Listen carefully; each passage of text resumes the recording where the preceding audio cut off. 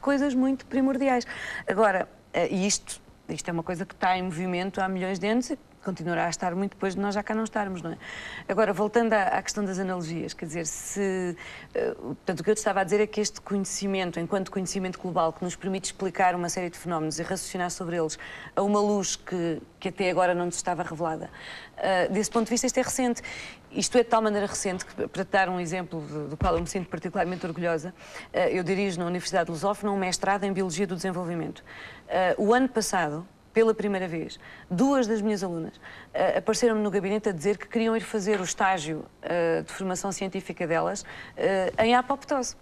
Quer dizer, nós ainda nem sequer tínhamos uma única cadeira de apoptose no mestrado. Quando se fez o currículo do mestrado há 3 anos atrás, a apoptose ainda não era uma disciplina suficientemente agregada e coesa para se pensar em um módulo de 15 horas para ensinar isto às pessoas.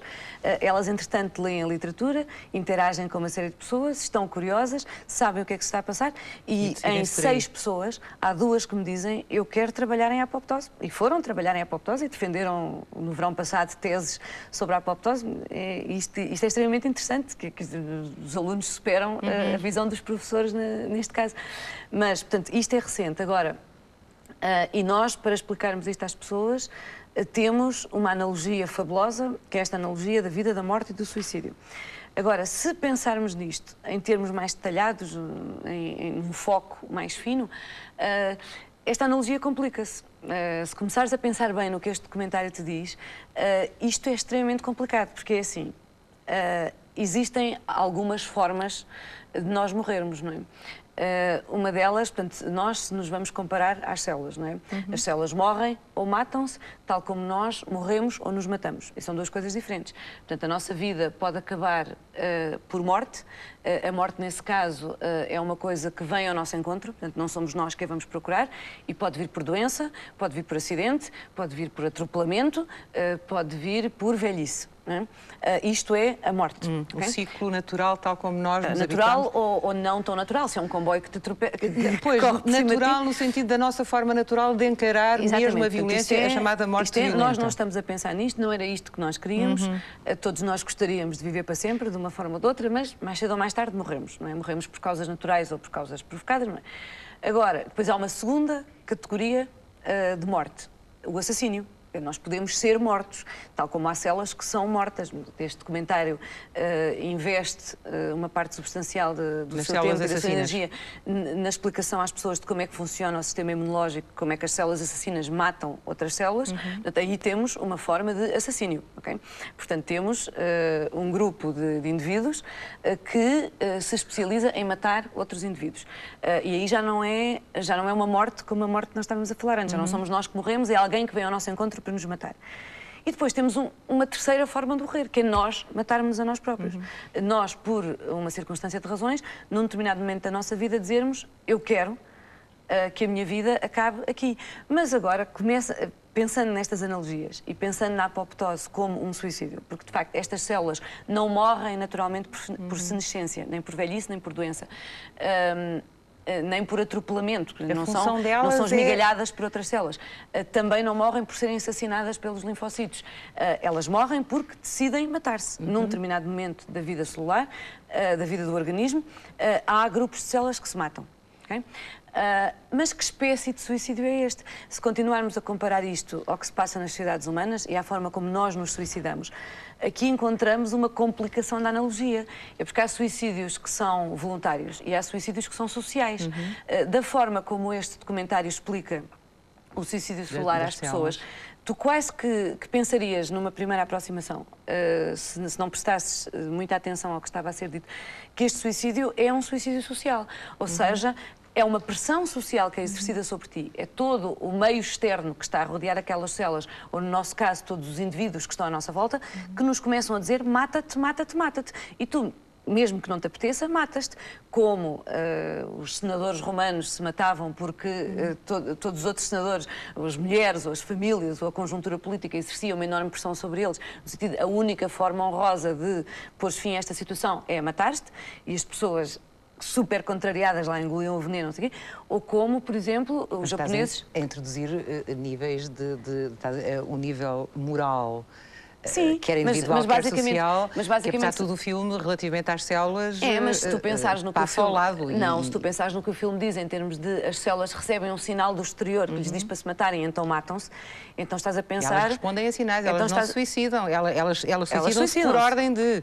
por sinal. Mas é que isso não é bem assim, era aí que eu queria chegar. Então por isso é que a analogia se complica. Portanto, aqui estaríamos a pensar, se isto fosse só assim, então estamos a pensar num suicídio pura e simplesmente social, não são as células que querem matar-se. É o meio exterior que lhes diz matem-se. Elas então usam recursos que têm para se matarem e matam-se. Mas podiam até não querer matar-se, como os senadores romanos provavelmente não queriam, ou, por exemplo, quando um japonês comete harakiri, o que é que realmente determinou o gesto de espetar a faca na barriga? É o desejo da pessoa de morrer ou é toda a conjuntura social que diz à pessoa naquele momento o melhor que tens a fazer é morrer? Não é? É o que o gesto representa, de qualquer maneira. Exatamente. Portanto, eu gosto muito desta complicação da analogia porque também nos revela, ponto 1, que estamos a mexer com uma área extremamente delicada, a área da decisão de morrer. E, por outro lado, como nada disto é assim tão simples, mas tudo isto pode continuar a ser analógico, ou seja, podemos continuar sempre a comparar aquilo de que estamos a falar nas células com aquilo que se passa nas comunidades humanas. Porque, repara, o que é que acontece com estas células, com as células que cometem a apoptose? Elas, de facto, recebem sinais exteriores para se matarem. Mas a razão pela qual respondem aos sinais é porque elas próprias têm um programa interno de suicídio. Ou seja, elas, de facto, respondem a um sinal. Mas a razão pela qual elas respondem a esse sinal e a célula que está ao lado não responde é porque esta célula que se mata, ao contrário da célula que está ao lado, nasceu com um programa intrínseco para, naquele momento, preciso se matar. Okay? E este programa intrínseco, a avó desta célula, a mãe desta célula, que eram células iguaizinhas, não tinham. Isto foi tudo programado no início do desenvolvimento. No momento em que o ovo ainda nem sequer tinha sido formado pelo espermatozoide, quando o ovo estava a crescer e a armazenar toda a informação que ia ser necessária para coordenar o desenvolvimento do futuro embrião, do futuro feto, do futuro organismo e depois para regular uma grande parte da vida do organismo até à morte, o ovo armazenou informação suficiente para cada linhagem de células ser igual à linhagem que lhe deu origem, mas também se diferenciar. Okay? Portanto, há coisas na vida das células, como na vida das pessoas, que são de facto transmitidas pelo exterior. São os tais sinais que vêm de fora, as expressões sociais, neste caso a sinalização química e metabólica que corre entre as células. Uma outra parte é a nossa alma, é o nosso programa intrínseco, é aquilo, para o qual nós já nascemos programados e que, por muito iguais que nós sejamos, tu achas como as que células a alma, portanto, reflete o programa? A alma dos seres humanos, não é? A alma dos seres humanos. Não estou a dizer que as células têm alma. Não, mas nos seres humanos. Estou a dizer que o que está... justamente para mim a ideia era que havia qualquer coisa que podia escapar à programação celular que nos constitui e que nos faz sermos o que somos e que seria essa dimensão metafísica mais misteriosa a que se chama alma. Mas tu inseres aí o programa de existir e do ser. Eu acho que no caso das células, voltamos à analogia, são iguaizinhas aos seres humanos, porque repara, o que é a nossa alma? A alma é uma coisa muito ilusiva, nenhum de nós sabe explicar exatamente o que é a alma em poucas palavras. É provavelmente mais fácil explicá-la com uma canção, uma pintura, um poema, do que propriamente com um discurso, não é? Mas, de qualquer maneira, há uma coisa que todos nós mais ou menos intuímos. A alma é uma combinação muito complexa entre o nosso genoma, a informação que nós já trazemos programada dentro de nós quando nascemos, e todo o ambiente, que é todas as interações que são feitas entre o meio exterior, entre todas as circunstâncias da nossa vida e as experiências pelas quais passamos, a nossa memória, o armazenamento de emoções e a pressão social, ambiental que se está a exercer a cada momento sobre nós. A combinação destas duas coisas, que é uma combinação que está permanentemente a acontecer, é uma interface que nunca desaparece e que se processa numa linha de sombra extremamente complicada que nunca ninguém, espero eu, poderá definir exatamente. É aqui, é assim, é dentro desta chaveta, é neste quadradinho. E isso define, para o melhor ou para o pior, o que é a nossa alma. E no caso das células isto também é igual. As células têm um genoma. Agora, isto é muito bonito. Traduz-me lá o genoma. Imagina que eu não sabia de todo o que era um genoma. Tem um código genético. Tem uma sequência de genes. E esse código genético é o tal texto sem autor que dá milhões de anos. Exatamente, do qual todos nós somos herdeiros, não é? Do qual todos nós temos bocadinhos vestigiais, ou não tão vestigiais como isso, da primeira experiência de vida com o primeiro organismo unicelular que se fez no mundo há não sei quantos milhões de anos. O genoma, em muito poucas palavras, é uma sequência de genes, portanto, é um código não é? É uma sequência de instruções que está armazenada dentro das nossas células em compartimentos especiais das células. Mas o genoma, as células de um organismo, e no nosso caso, como eles dizem no documentário, nós temos cerca de 10 com 13 zeros à frente células, não é? Portanto temos imensas células, mas todas elas vieram da mesma célula inicial. Todas elas vieram do ovo fertilizado pelo espermatozoide. Portanto, a combinação do ovo e do espermatozoide chama-se o zigoto, não é? É essa célula primordial. Deu origem a todas as células, a estes 10 com 13 zeros à frente, do nosso organismo. Como todas estas células são cópias, vieram da célula original, todas elas são cópias, porque o processo de divisão celular... Elas não são clones umas das outras? São, até certo ponto. E aí é que está a beleza da história e a analogia da alma. Porque, repara, elas vêm todas do zigoto, portanto, vêm todas da mesma célula inicial. O processo de divisão celular, que eles mostram um bocadinho também no filme, é um processo de tal maneira bem afinado e de tal maneira bem calibrado e preciso, que garante que toda a célula que se divide dá origem a duas células exatamente iguais à mãe. Portanto, as duas células filhas são iguais à célula-mãe, têm exatamente o mesmo genoma e as mesmas características, ok? Portanto, o que é que isto quer dizer? Que as tais 10 mais 13 zeros células que nós temos são iguaizinhas, do ponto de vista do genoma que têm, ao zigoto. Quando o ovo e o espermatozoide se fundiram, eles misturaram os códigos genéticos um do outro. Deram origem a um código genético novo, único, como nunca existiu nem voltará a existir nenhum igual, que é o novo organismo. Okay? Sim. Porém, é a funcionalidade de cada uma delas que as vai distinguir. Exatamente. Estas células são todas iguais, mas todas diferentes. E porquê? Porque a partir de um determinado momento, começa bastante cedo, por exemplo, para te dar uma ideia, no ser humano começa ao 11º dia a seguir à fertilização. E isto estamos a falar de um período de gestação de 9 meses, não é? Portanto, ao fim de cerca de 10 dias, as células abandonam... Ou seja, não é bem abandonam, mas superam a fase inicial de crescimento, que é apenas multiplicação. Cresçam, cresçam, cresçam, é o primeiro programa. E, portanto, formam-se muitas células muito depressa. A partir do momento em que já está formado um número crítico de células, começa a diferenciação. Ou seja, estas células que até aí eram todas iguais, começam a tornar-se diferentes umas das outras. Porquê? Porque começam a interagir umas com as outras, começam a criar ambientes diferentes umas para as outras, começam a mandar sinais específicos que umas recebem e outras não, e começam a formar tecidos. Umas começam a formar superfícies, outras começam a formar interiores, umas começam a formar vasos sanguíneos, outras começam a formar as camadas da pele, quer dizer, outras começam a formar neurónios. E estas células são diferentíssimas. Nós temos milhares de famílias de células diferentes no nosso organismo. Mas, no entanto, todas elas vieram daquele genoma inicial e todas têm o mesmo genoma, só que o utilizam, como se diz em ciência, o expressam de uma maneira diferente. Ou seja, elas utilizam os genes que têm, todas têm os mesmos genes. No entanto, umas utilizam certos genes, não utilizam outros, umas libertam produtos da atividade desses genes, outras libertam outros, e tudo isto é regulado por esta tal sinalização que está permanentemente a acontecer. Portanto, se tu quiseres, tens outra vez a ideia de que tu tens um pré-programa, não é? Que é uma parte do que tu és, e depois tens toda a influência do ambiente, toda a tua memória, que está a interagir sobre esse programa e a criar a tua alma, a criar a pessoa que tu és, que não é apenas o teu programa, é o teu programa mais 1 milhão de coisas. E eu insisto muito na questão da memória, porque nós, obviamente, somos, enquanto seres humanos, extremamente condicionados pela nossa memória. Não é? A nossa alma... E as próprias células... Os casares, portanto, uma civilização da Europa... da Europa Oriental, que se extinguiu, pensa-se, por volta do século X ou XI, tinha um provérbio muito bonito que dizia: a nossa alma também tem um esqueleto que é feito pelas nossas memórias. As nossas memórias formam o esqueleto da nossa alma. As células também têm um esqueleto feito de memórias, ou seja, a memória das células também influencia em grande parte o que é que elas vão ser, porque as células precisam disso. Por exemplo, uma célula de fígado que se divida, as filhas daquela mãe têm que ter a memória de que a mãe era uma célula de fígado, porque elas têm que ser células de fígado, porque se elas resolverem ser neurónios, morrem no sítio onde estão, não têm estruturas de suporte, não têm com quem interagir, não têm os sinais. Mas essas espantosas descobertas que vocês, biólogos, e é a biologia que tem, de facto, avançado nesse abrir do véu, nesse abrir a cortina, é absolutamente fundamental para o campo da medicina, porque aí entram as doenças. Estou-me a lembrar do cancro, da leucémia, da doença de Alzheimer.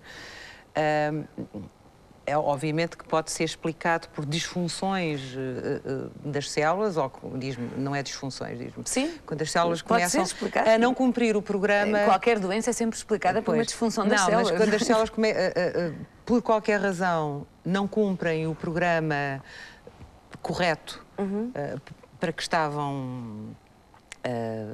que era o que tinham que cumprir.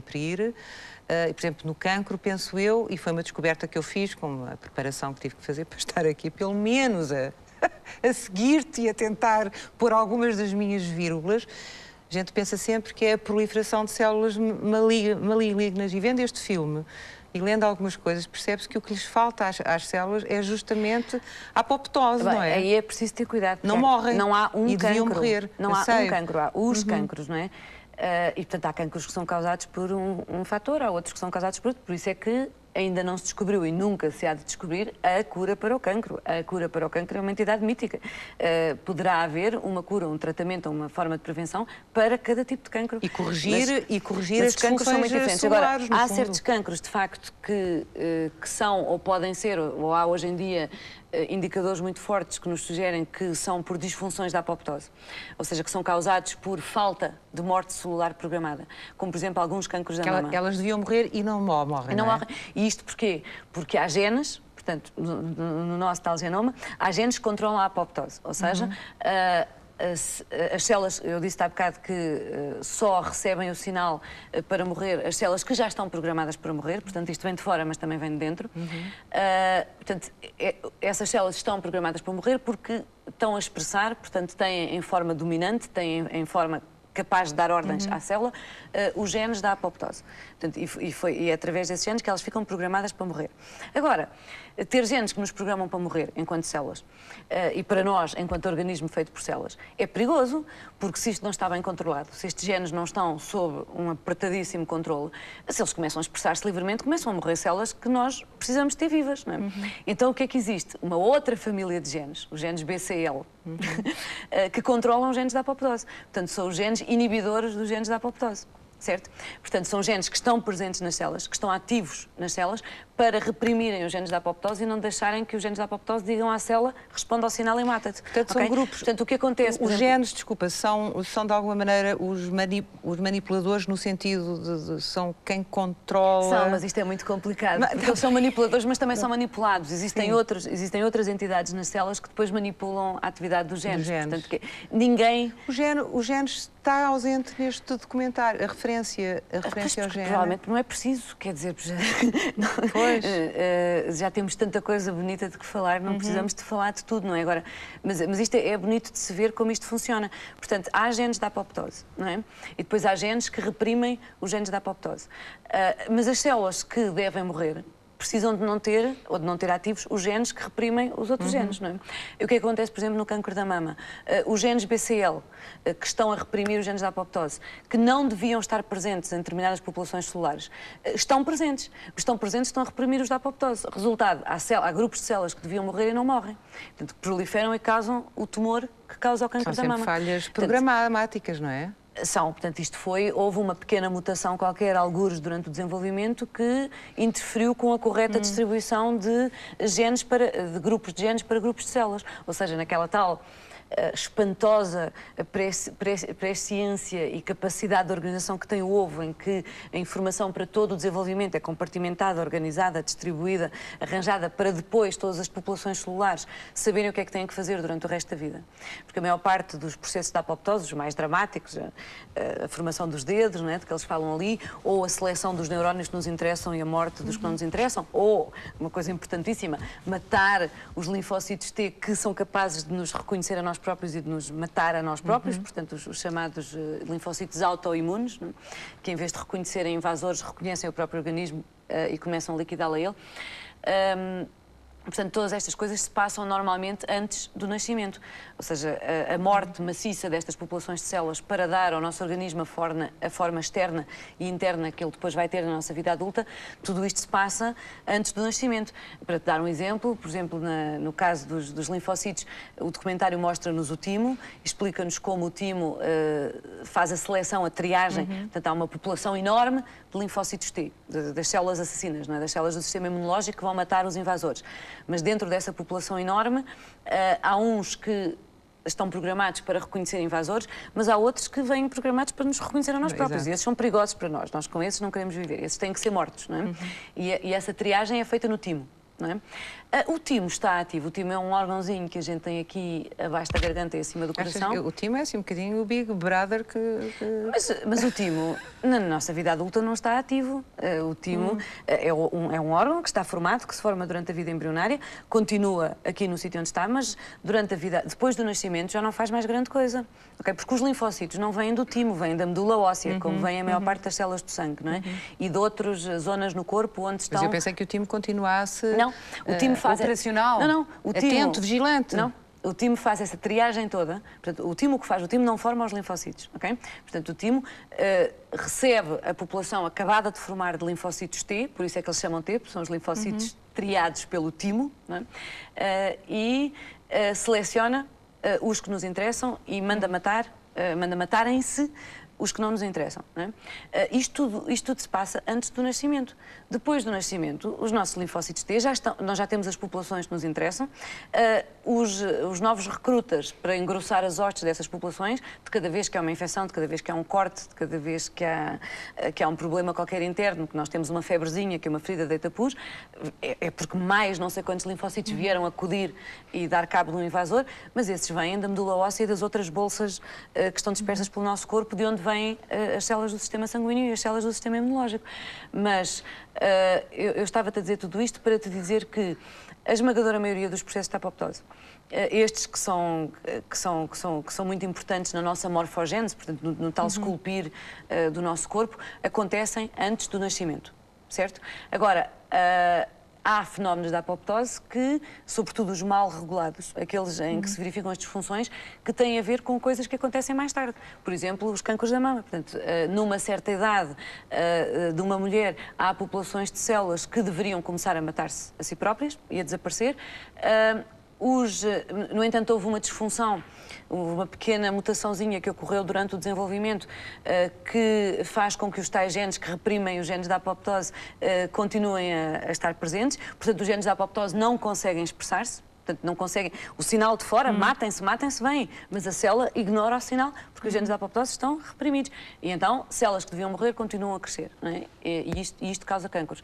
Há outros exemplos muito bonitos, são, por enquanto, hipotéticos, mas é, por exemplo, uma área onde se estão a fazer estudos muito interessantes nesta altura e pelo menos se não é verdade, é uma ótima ideia e é uma área que as pessoas estão a seguir com muito interesse, de fenómenos da apoptose que ocorrem já depois do nascimento. Por exemplo, a maravilhosa beleza das linhas do corpo das mulheres. Quer dizer, esta coisa assim, da parte do peito e depois a cintura e depois as ancas, que os homens não têm. As mulheres não nascem assim. Quer dizer, tu olhas para uma criança, ela é rolicinha, tudo direito, é uma coluna, não é? Isto começa com a puberdade.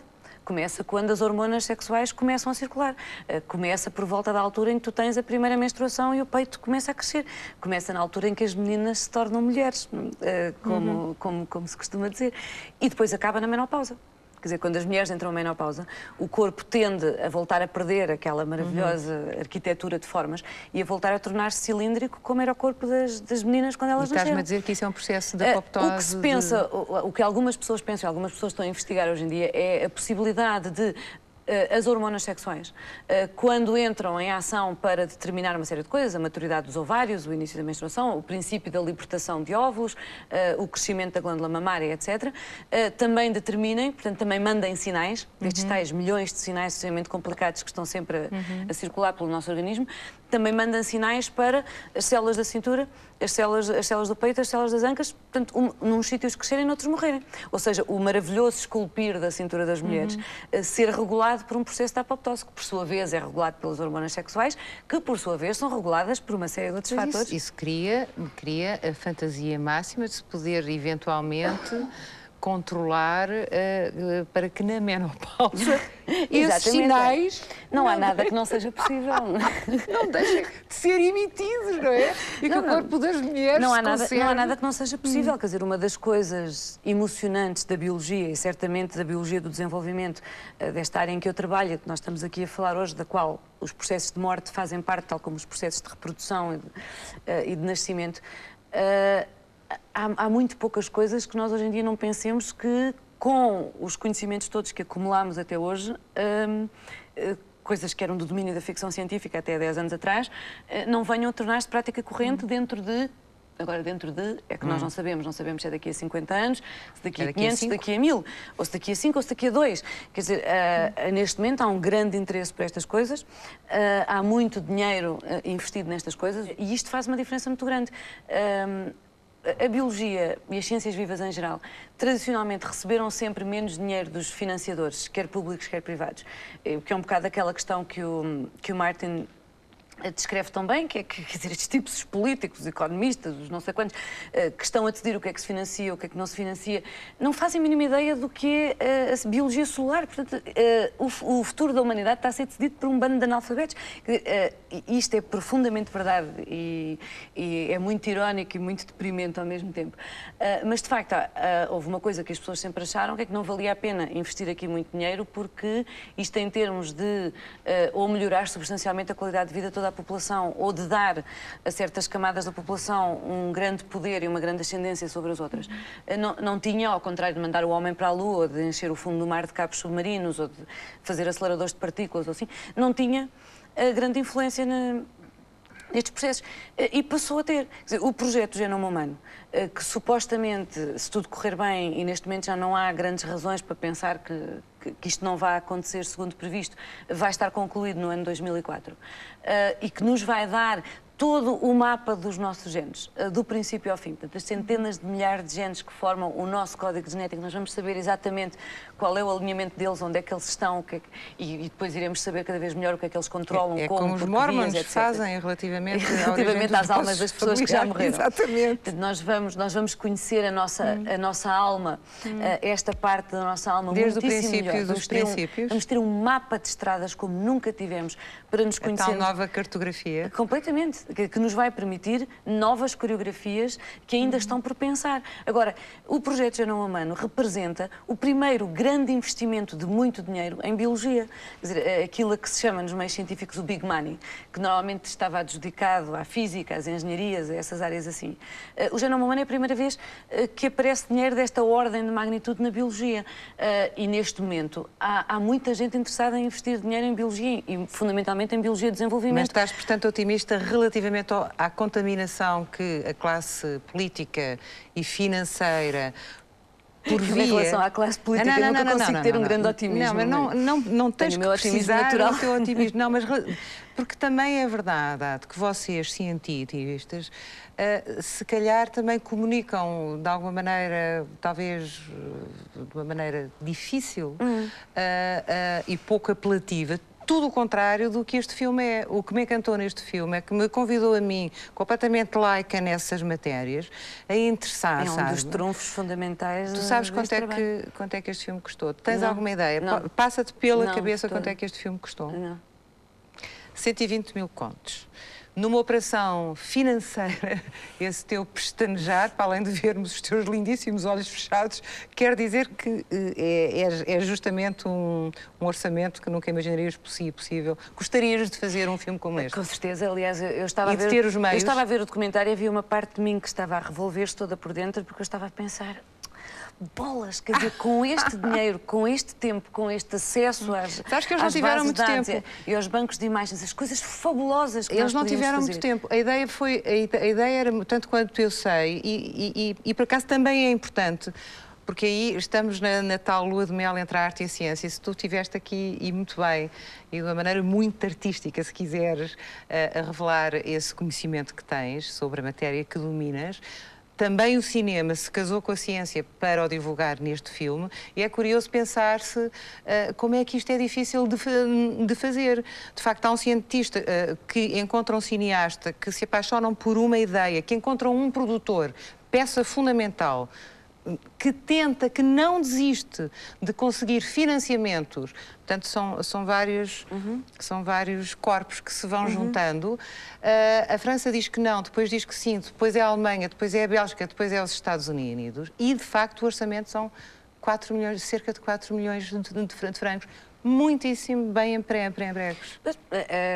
A mim, sobretudo, a sensação que me dá é o pensar na quantidade de coisas fabulosas que se podem fazer se houver um investimento deste tipo. Quer dizer, como é que nós convencemos as pessoas que controlam estes processos que estes investimentos valem a pena? Provavelmente, uma das coisas fundamentais que podemos fazer é fazer o que tu fazes.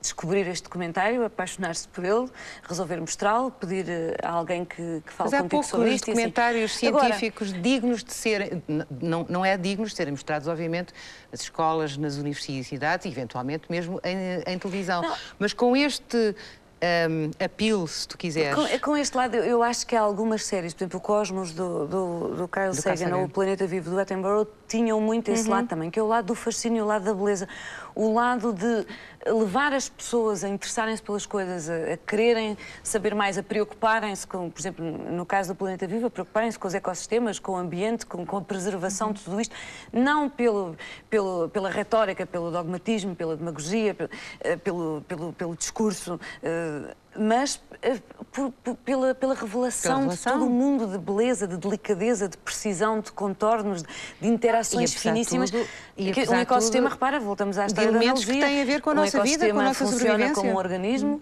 funciona como uma célula, quer dizer, tudo isto está sempre...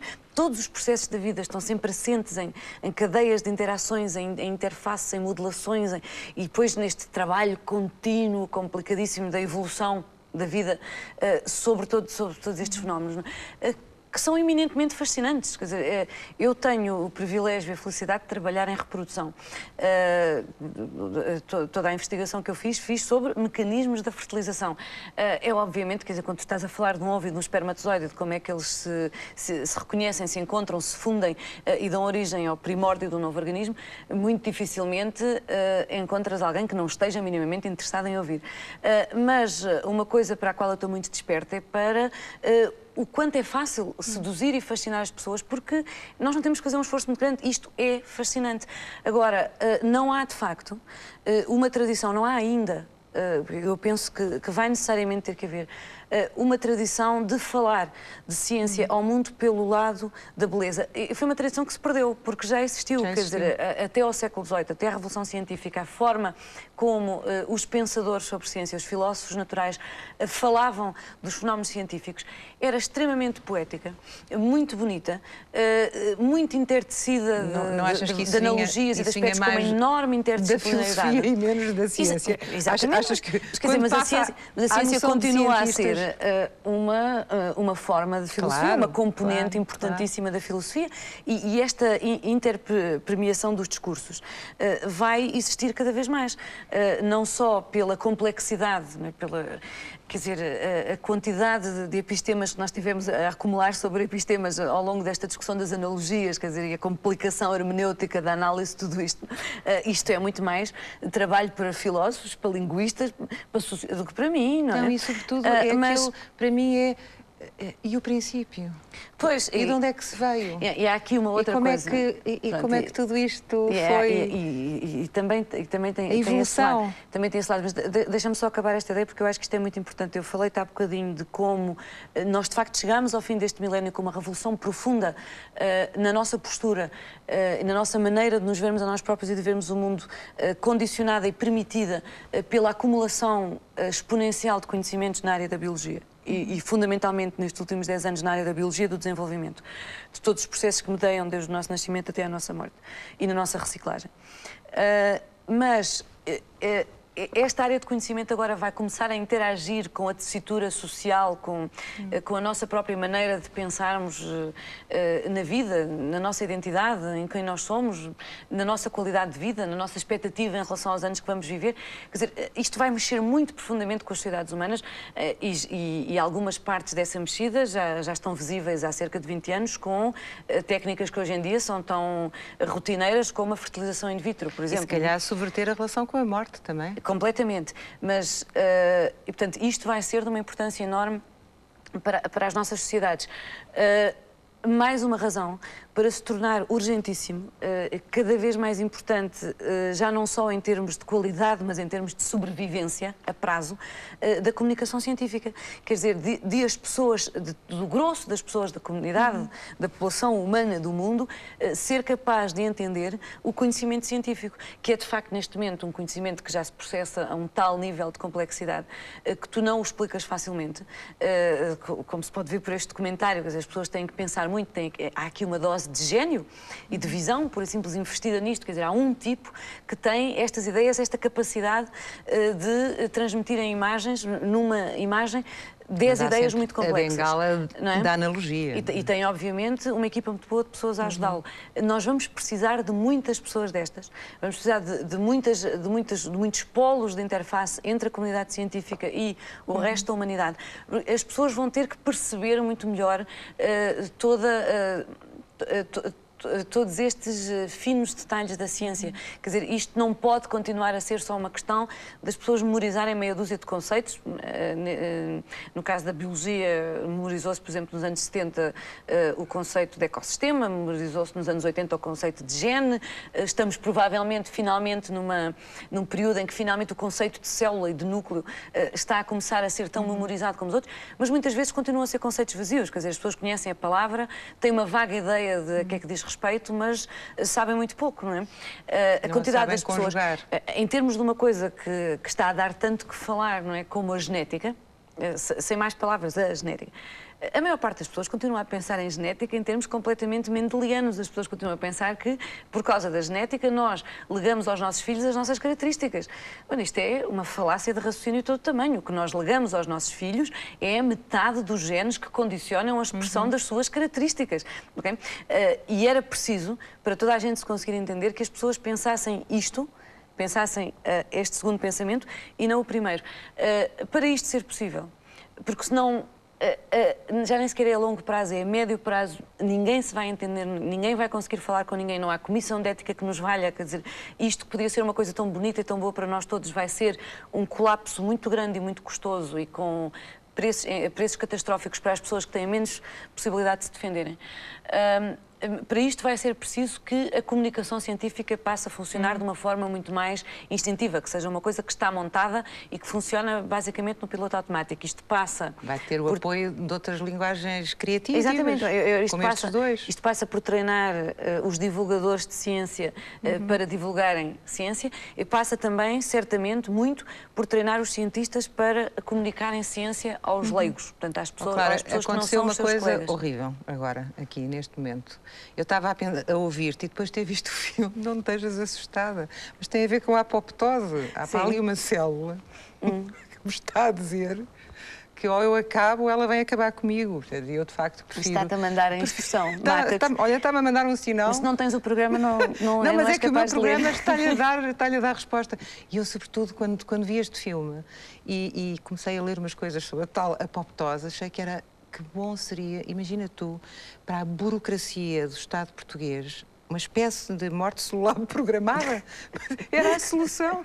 Mas tinha que ter sido condicionada pela evolução. Pois tinha. Todos os processos da apoptose foram condicionados pela evolução. Nós ainda temos os neurónios que morrem no nosso cérebro, são os mesmos neurónios que, na arbitrariedade dos processos evolutivos, morreram, algures numa qualquer mutação daqueles vermes do C. elegans, em que daqueles investigadores falam. A evolução percebeu que isso era bom para os vermes, a morte daqueles neurónios e não de outros favorecia aquela família de vermes, privilegiou aquele mecanismo e nós, seres humanos, nitidamente, tu não estás programada para ouvir o meu sinal, é que eu deito um sinal. E tu... Estou só a dizer que para os burocratas portugueses era preciso já ter passado tempo suficiente para a evolução poder ter operado sobre eles. Mas eu psicologicamente acho que sim. Não há, daqui a 1 milhão de anos é provável que já haja mecanismos de apoptose burocrática. Não é? Clara, agradeço-te muito esta brilhantíssima conversa e iluminação sobre células, apoptoses e outras apoteoses. Olhos nos Olhos chegou ao fim. O quadro da noite é do Dr. Jorge Forjás, que fala de Sousa Pinto.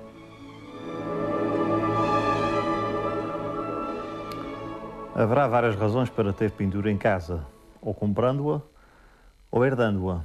E herdando-a, creio que haverá uma relação mais íntima com a pintura que se possui. Eu creio que é um pouco o meu caso. Tenho alguns quadros à volta destas paredes e tenho a sensação, quando olho para eles, que estou a olhar para alguém que já passou, até porque alguns desses quadros são retratos de antepassados, e se não foram retratos de antepassados, são pura e simplesmente peças que entraram aqui pela mão deles. A minha relação com a pintura é fundamentalmente uma relação de amor, em que eu vejo nela não só o pintor que as pintou, mas o pretexto que foi a razão de ser para eles entrarem dentro desta casa e fazerem parte do calor que a habita. Gostaria muito de vos falar agora de um quadro pelo qual tenho uma particular simpatia. É um quadro de Sousa Pinto, José Júlio de Sousa Pinto, um grande pintor português, que muitos açorianos, muitos angrenses mesmo, não sabem que nasceu em Angra do Heroísmo, e a quem a minha família está ligada de uma maneira muito particular. O meu bisavô, que aliás foi o dono da casa onde estamos aqui a filmar este programa, chamava-se também José Júlio, como o José Júlio de Sousa Pinto. Nasceu exatamente no mesmo ano e no mesmo mês que José Júlio de Sousa Pinto, e os pais eram muito amigos. O meu trisavô, Bento José de Matos Abreu, a pessoa que está retratada neste quadro, era muito amiga do Dr. Sousa Pinto, pai do nosso pintor, e que era juiz de direito em Angra. E as mulheres estavam à espera de criança e tinham combinado os dois que, quando nascessem o filho, que se presumia que fosse no mesmo mês, que ambos teriam o mesmo nome. Ambos se chamaram realmente José Júlio, e entre essas duas crianças houve uma amizade de infância que foi até à morte dos dois. Morreram sensivelmente pela mesma altura, nos anos 30. Ora, eles nascem em 1857 e em 1895 José Júlio de Sousa Pinto mandou para os Açores um caixote com um quadro para o seu velho amigo. Então, o que era o quadro? O quadro era exatamente o retrato do pai do seu amigo, do Bento José de Matos Abreu, que tinha morrido 2 anos antes. Durante muito tempo corria aqui em casa, na tradição familiar, que este quadro tinha sido feito por um retrato, por uma fotografia que teria sido mandada para Paris, mas há pouco tempo eu encontrei um documento no arquivo de família, numa carta do próprio Sousa Pinto, em que ele diz: a estas horas o seu pai deve estar a caminho de Paris. Ou seja, foram alguns anos antes de morrer, ele esteve realmente em Paris. O José Júlio de Sousa Pinto fez alguns esboços para um quadro que um dia gostaria de pintar, mas infelizmente esse quadro acabou por ficar pronto só depois da morte dele, e é em 1895, o Bento Abreu morre em 1893, e então é enviado para cá. Este retrato, ao olhar para ele, eu vejo a figura bondosa e filantrópica de um comerciante do século XIX, um homem natural de Braga, que vem para os Açores, quase como marçano, um pequeno, trabalhar na oficina aqui, na loja de um grande comerciante de Angra, de quem ele acaba sócio, e que acaba com uma sólida fortuna, um comerciante rico da nossa praça, e que ao longo da sua vida distribuiu boa parte dessa fortuna em obras de marmarense.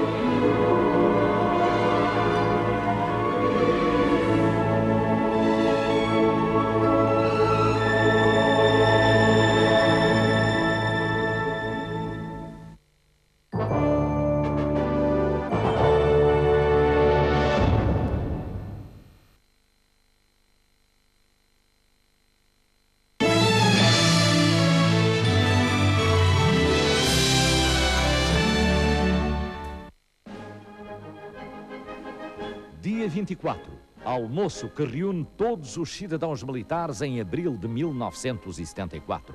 Participe com os seus familiares. Eles são uma força de elite que recorre à mais alta tecnologia na luta contra o mal. Neste mundo perigoso, todas as armas são válidas e eles têm as mais poderosas. Intriga, mistério e muita ação numa série de grande qualidade. Não perca Os Novos Heróis, amanhã à noite, na RTP2.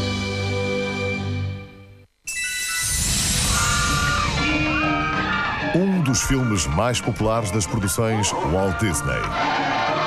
As aventuras de um carrinho que pensa e age como um ser humano, metendo-se nos mais divertidos sarilhos de que há memória. Uma tarde para acelerar, com Herbie, um carocha dos diabos. Terça-feira à tarde, na RTP2.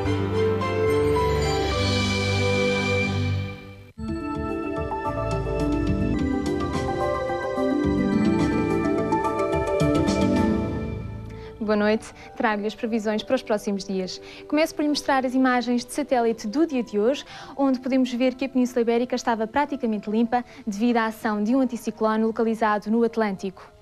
A carta de prognóstico mostra-nos esse mesmo anticiclone que se estende em crista pela Europa e uma ondulação frontal que se aproxima da Corunha.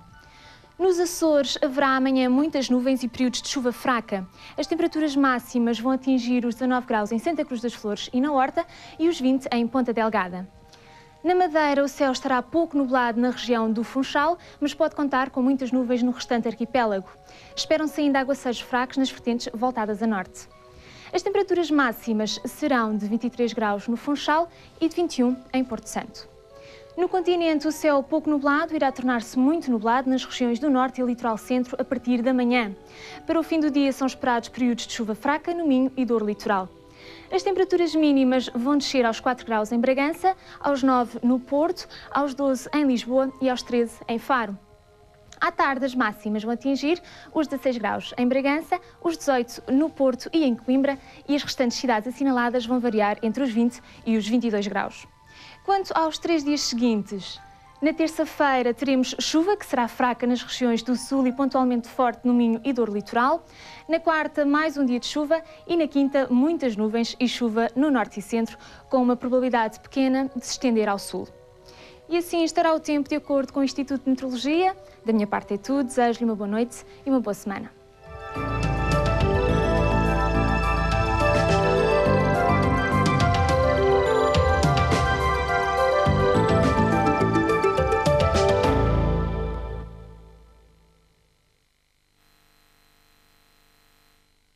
A questão da paz. Um grupo de cristãos reunidos na pequena Capela do Rato iniciava uma vigília e jejum de 48 horas contra a guerra colonial. Era a pedrada no charco. A polícia entrou, tentou que a sessão terminasse imediatamente. Nós resistimos passivamente, continuámos a discussão, a cantar, a ler a declaração do Papa para aquela altura. Boa noite, estamos prestes a finalizar a emissão de hoje da RTP2. Ainda antes do fecho, no entanto, queremos desde já apresentar-lhe toda a programação que vai poder ver amanhã, segunda-feira, 19 de abril. Assim, abrimos a emissão, como de costume, às 3 da tarde, com a informação gestual, que inclui a repetição do Jornal da Tarde e do Magazine Cultural Acontece. E depois são exibidas as séries Rumo ao Sul, às 3h45, e O Nosso Charlie, às 4h30. Não deixe de ver a seguir, às 5h20, o documentário Estrangeiros nos Açores e depois atualize-se quanto às previsões do tempo para os próximos dias, imediatamente antes do espaço de informação de âmbito religioso, às 6 da tarde, em A Fé dos Homens. Às 6h30 começa a Universidade Aberta e a partir das 7 tem lugar a programação dirigida aos mais novos, que se inicia com o passatempo interativo Hugo e continua 25 minutos depois com as notícias do Caderno Diário, apresentadas por Ana de Sousa. E às 7h35 com as habituais séries de animação do Undolitá, Ao Natural e Puzzle Place. O programa Portugalmente vai para o ar às 10:09 com uma entrevista com Dona Inês Rodrigues Lapa, uma senhora de 101 anos de idade e uma memória prodigiosa. E depois, às 9h30, não perca toda a informação desportiva no remate, a que se segue a informação de âmbito económico às 9h45 no RTP Financial Times, a anteceder a análise dos principais assuntos noticiosos do dia às 10 da noite no Jornal 2 com Henrique Garcia. Às 10h35 vai para o ar o Magazine Cultural, conduzido pelo jornalista Carlos Pinto Coelho, o Acontece, e logo depois, às 10h50, Paulo Catarro conduz o Jogo Falado, debatendo com os seus convidados, José Mourinho, treinador adjunto do Barcelona, e José Luís Tavares, presidente da Comissão de Arbitragem da Liga de Clubes, os últimos acontecimentos desportivos. A série Novos Heróis é exibida às 10 para a meia-noite e já pela meia-noite e 40 a informação sobre o estado do tempo para os próximos dias encerra a emissão da RTP2. Agora tenha uma noite descansada. Até amanhã. Boa noite.